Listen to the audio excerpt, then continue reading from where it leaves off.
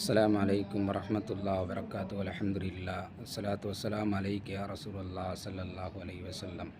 சங்கை புரிந்திய முஸ்லிம்களே, ஆசுரா தினம் என்று வருகின்ற பொழுது நம்முடைய சிந்தனைக்கு வருவது ஹஜ்ரத் ஹுசைன் ரலியல்லாஹு அவர்கள் படுகொலை செய்யப்பட்டது.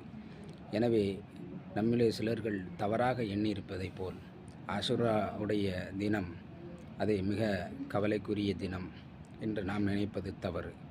ஹதரத் ஸல்லல்லாஹு அலைஹி வஸல்லம் அவர்கள் புனித மதீனாவை நோக்கி பயணப்பட்டார்கள். அங்கு நோன்பு பிடிப்பதை பார்க்கிறார்கள். ஹதரத் ஸல்லல்லாஹு அலைஹி வஸல்லம் ஆசுராவுடைய நோன்பை பிடித்தார்கள். தன்னுடைய உம்மத்தார்களை நோன்பு வைக்கும்படி பணிந்தார்கள் என்ற செய்திகளை எல்லாம் பார்க்கின்றோம். எனவே ஆசுராவுடைய தினத்திற்கு ஆசுராவுடைய அந்த நிகழ்வு பின்பாக ஒரு 60 ஆண்டு காலத்திற்கு பின்பாகத்தான் ஹுசைன் ரலியல்லாஹு அவர்களினுடைய மரணம் இருந்திருக்கிறது. எனவே ஆசுரா பல சிறப்புகளை பொதிந்த மாதம். அல்லாஹ் நம் ஈமானை அதிகரிப்பானாக.